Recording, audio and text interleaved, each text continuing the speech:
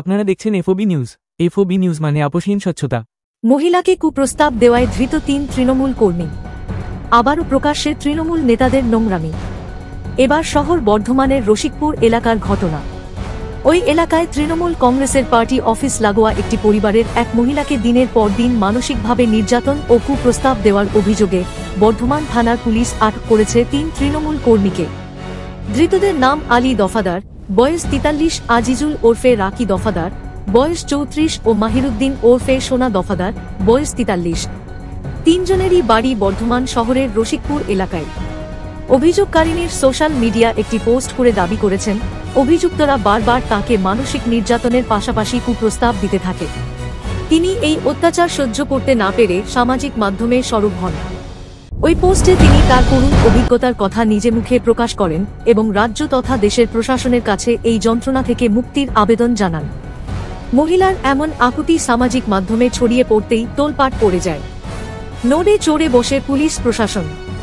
মহিলার অভিযোগের ভিত্তিতে ৩ অভিযুক্তকে আটক করে পরে গ্রেপ্তার করে বর্ধমান থানার পুলিশ।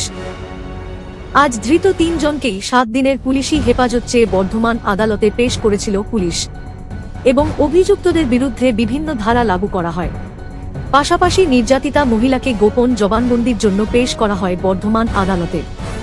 এলাকাবাসীদের দাবি, ধৃতরা সকলে তৃণমূলের সক্রিয় কর্মী। তাদেরকে প্রায়ই শাসক দলের নেতাদের সঙ্গে বিভিন্ন রাজনৈতিক মঞ্চে দেখা গেছে। ওই নির্যাতিতা সোশ্যাল মিডিয়ায় ঠিক কি অভিযোগ করেছেন আসুন শুনি।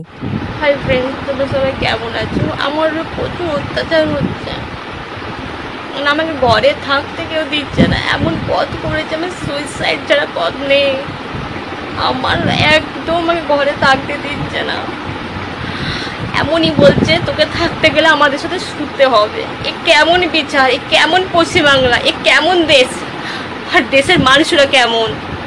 কাকে আমরা বিশ্বাস করব? কাকে? আমার শুধু একটাই কথা, আমাদের মেয়েদের যে অত্যাচার হচ্ছে তার বিচার চাই, আর কিছু চায় না। আমার দেশে যত মন্ত্রী আছে তার কাছে একটাই অনুরোধ, বিচার চাই। আজকে এরা হচ্ছে মানে পরের স্পর সব কিছু করে যাচ্ছে, কোনো বিচার নেই এদের দিনের পর দিন খিদের চাহিদায় মানে বেড়ে যাচ্ছে, আর কিছু না। আমাদের যখন কিছু হয় আমাদের মেয়েদের চরিত্রের উপরে দাগ, আমাদের কাপড়ের উপরে, কিন্তু আমরা কাপড় খারাপ পরেছি। আমি কিছু চাই না, আমি চাই যেন আমরা স্বাধীনভাবে মেয়েরা চলতে পারি। রাতে বিরে সবসময় ভয়ে ভয়ে থাকতে হয়।